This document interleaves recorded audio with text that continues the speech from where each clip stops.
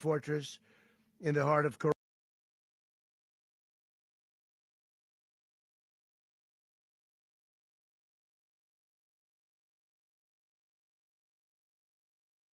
We appreciate you being here.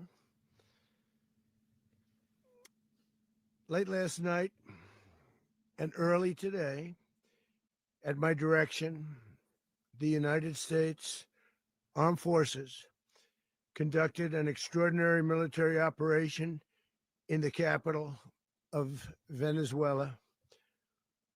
Overwhelming American military power, air, land, and sea, was used to launch a spectacular assault. And it was an assault like people have not seen since World War II.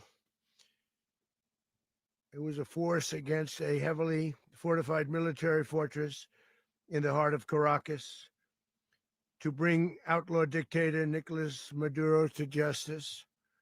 This was one of the most stunning, effective, and powerful displays of American military might and competence in American history. And if you think about it, we've done some other good ones like the attack on Soleimani,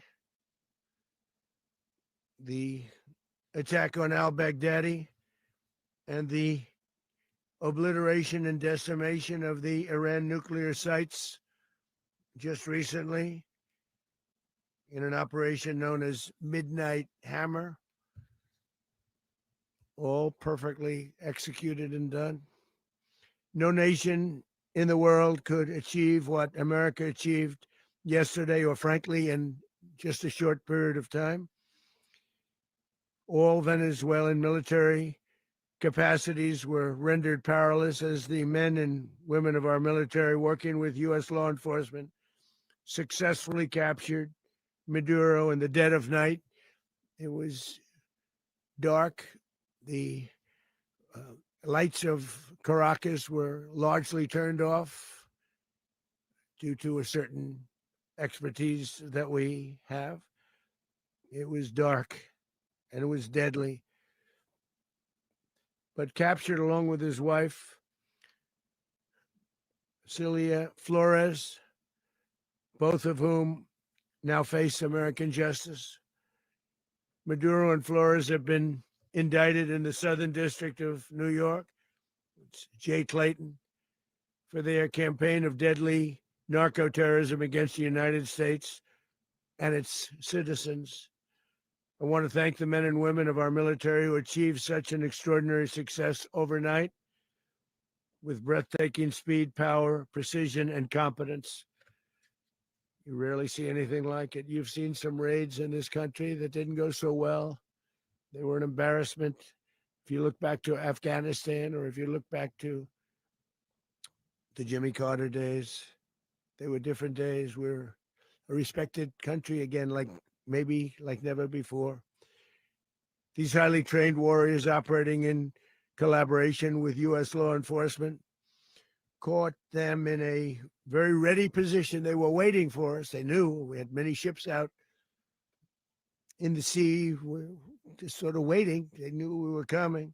So they were in what's called a ready position, but they were completely overwhelmed and very quickly incapacitated. If you would have seen what I saw last night, you would have been very impressed. I'm not sure that you'll ever get to see it, but it was an incredible thing to see. Not a single American service member was killed, and not a single piece of American equipment was lost. We had many helicopters, many planes, many people involved in that fight. But think of that, not one piece of military equipment was lost, not one service member was, more importantly, killed. The United States military is the strongest and most fearsome military on the planet by far, with capabilities and skills our enemies can scarcely begin to imagine. We have the best equipment anywhere in the world. There's no equipment like what we have. And you see that even if you just look at the boats. We've knocked out 97% of the drugs coming in by sea. 90%. Each boat kills on average, 25,000 people. We knocked out 97%. And those drugs mostly come from a place called Venezuela. We're going to run the country until such time as we can do a safe, proper, and judicious transition. So we don't want to be involved with having somebody else get in, and we have the same situation that we had for the last long period of years. So we are going to run the country until such time as we can do a safe, proper, and judicious transition. And it has to be judicious because that's what we're all about. We want peace, liberty, and justice for the great people of Venezuela. And that includes many from Venezuela that are now living in the United States and want to go back to their country. It's their homeland. We can't take a chance that somebody else takes over Venezuela that doesn't have the good of the Venezuelan people in mind. We've had decades of that. We're not going to let that happen. We're there now, and what people don't understand, but they understand as I say this, we're there now, but we're going to stay until such time as the proper transition can take place. So we're going to stay until such time as we're going to run it, essentially, until such time as a proper transition can take place. As everyone knows, the oil business in Venezuela has been a bust, a total bust, for a long period of time. They were pumping almost nothing by comparison to what they could have been pumping and what could have taken place. We're going to have our very large United States oil companies, the biggest anywhere in the world, go in, spend billions of dollars, fix the badly broken infrastructure, the oil infrastructure, and start making money for the country. And we are ready to stage a second and much larger attack if we need to do so. So we were prepared to do a second wave if we needed to do so. We actually assumed that a second wave would be necessary, but now it's probably not. The first wave, if you'd like to call it that, the first attack was so successful, we probably don't have to do a second, but we're prepared to do a second wave, a much bigger wave, actually. This was pinpoint, but we have a much bigger wave that probably won't have to do. This partnership of Venezuela with the United States of America, a country that everybody wants to be involved with because of what we were able to do and accomplish, will make the people of Venezuela rich, independent, and safe. And it will also make the many, many people from Venezuela that are living in the United States extremely happy. They suffered. They suffered. So much was taken from them. They're not going to suffer anymore. The illegitimate dictator Maduro was the kingpin of a vast criminal network responsible for trafficking colossal amounts of deadly and illicit drugs into the United States.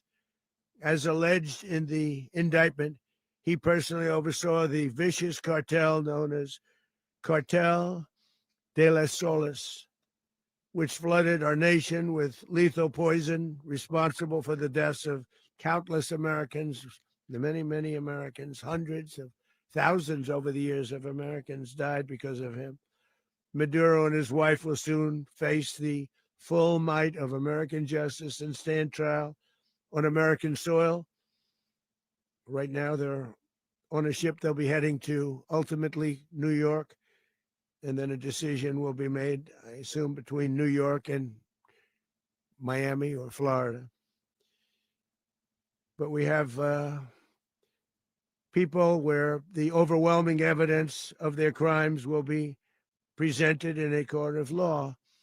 And I've seen it. I've seen what we have. It's both horrible and breathtaking that something like this could have been allowed to take place. For many years after his term as president of Venezuela expired, Maduro remained in power and waged a ceaseless campaign of violence, terror, and subversion against the United States of America, threatening not only our people, but the stability of the entire region. And you all saw it. In addition to trafficking gigantic amounts of illegal drugs that inflicted untold suffering and human destruction all over the country, all over, in particular, the United States. Maduro sent savage and murderous gangs, including the bloodthirsty prison gang, Tren de Aragua, to terrorize American communities nationwide. And he did indeed. They were in Colorado. They took over apartment complexes. They cut the fingers off people if they called police. They were brutal, but they're not so brutal now. And I just have to congratulate our military, Pete, and everybody, and our National Guard, because the job that they've done, whether it's in Washington, D.C., where we have a totally safe city, where it was one of the most unsafe cities anywhere in the world, frankly, and now we have no crime in Washington, D.C. We haven't had a killing. We had the terrorist attack a few weeks ago, a little bit of a different kind of a threat, but we haven't had a killing in a long period of time, 6-7 months. We used to have two, on average, 2 a week in Washington, our capital. We don't have that anymore. The restaurants are opening. Everyone's happy. They're going, they're walking their daughters, they're walking their children, their wives. They walk to restaurants. Restaurants are opening all over Washington, D.C. So I want to thank the National Guard. I want to thank our military. And I want to thank law enforcement. Been amazing. And they should do it with more cities. We're doing it, as you know, and we're doing it in Memphis, Tennessee right now, and crime is down.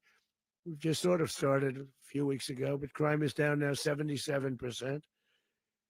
And the governor of Louisiana called, great person, and he wanted us to help him, as you know, in a certain very nice part of Louisiana.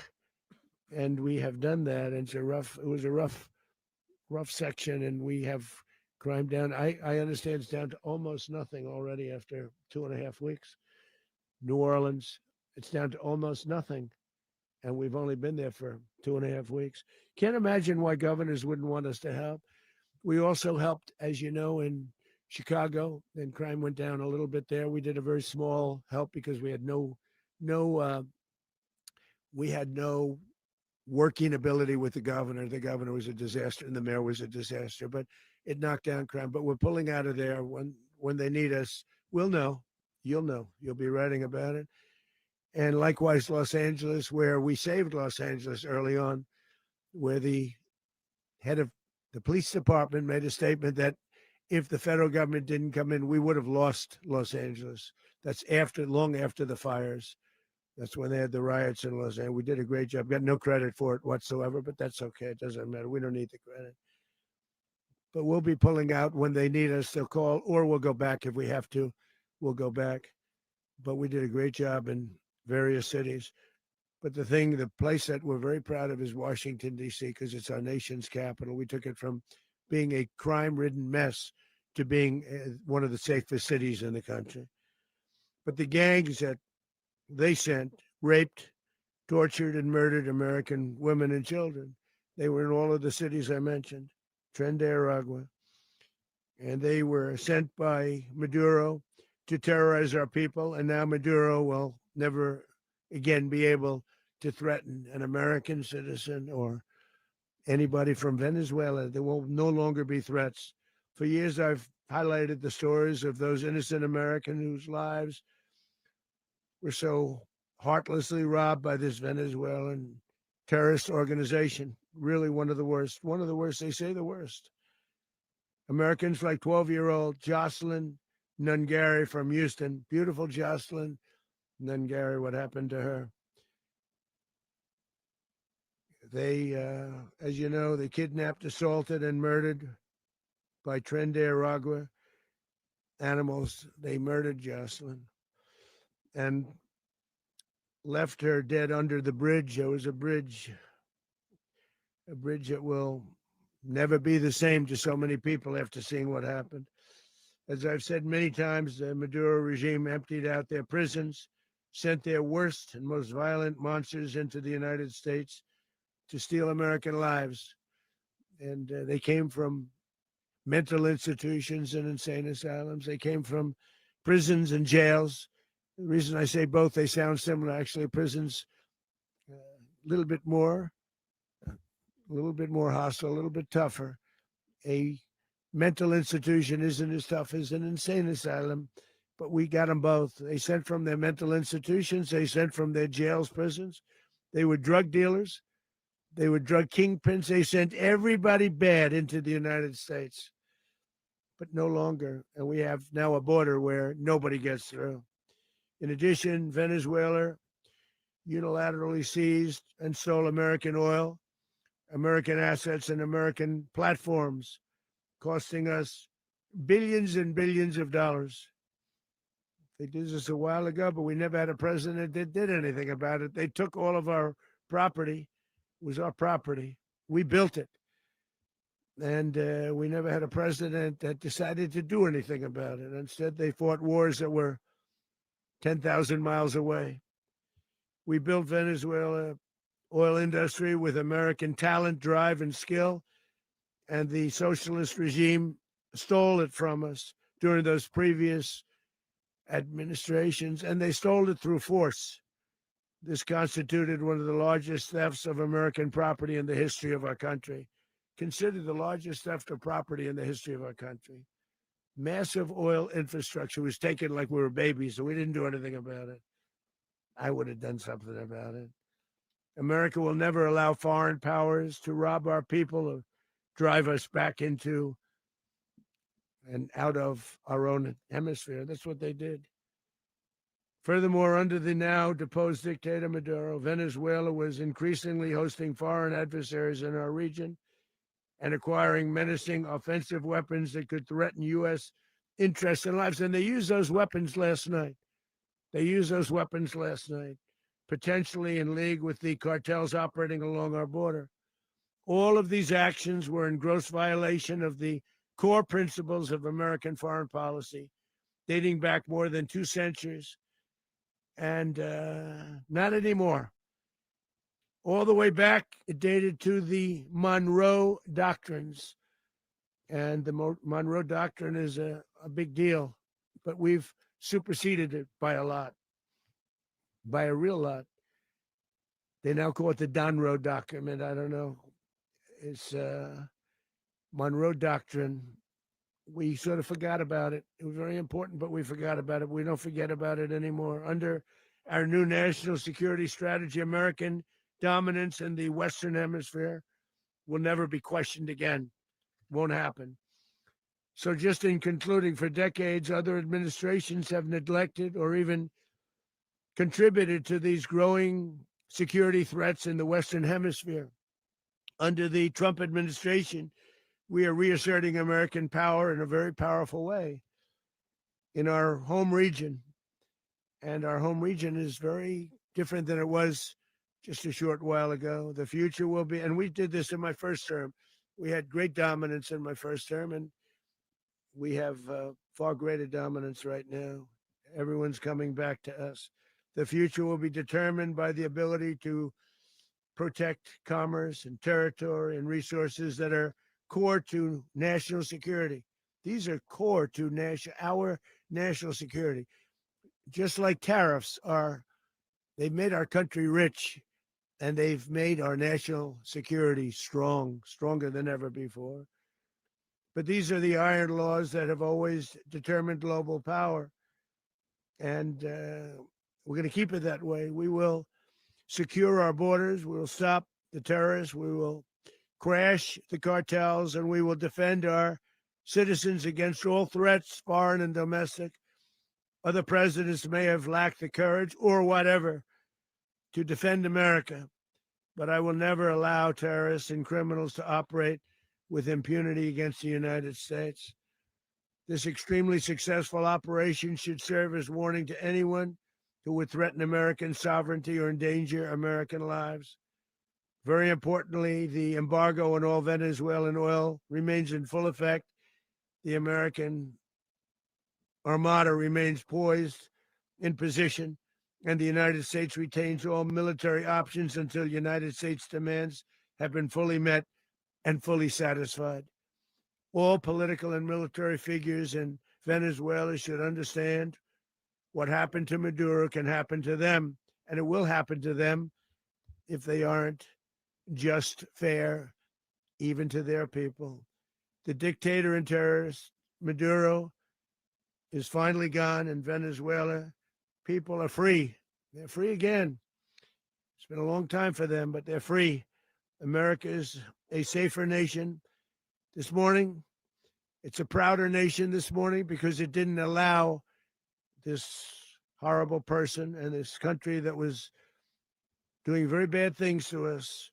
It didn't allow it to happen. And the Western Hemisphere is right now a much safer place to be. So I want to thank everybody for being here. I want to thank General Raisin Kane. He's fantastic man. I've worked with a lot of generals. I worked with some I didn't like. I worked with some I didn't respect. I worked with some that just weren't good. But this guy is fantastic. I watched last night one of the most precise attacks on sovereignty. I mean, it was an attack for justice. And I'm very proud of him. And I'm very proud of our Secretary of War, Pete Hegseth, who I'm going to ask to say a few words. Thank you very much.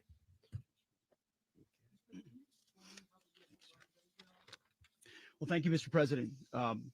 Finally, a commander in chief the world respects and the American people deserve. And as the president said, words can barely capture the bravery and the power and the precision of this historic operation, a massive joint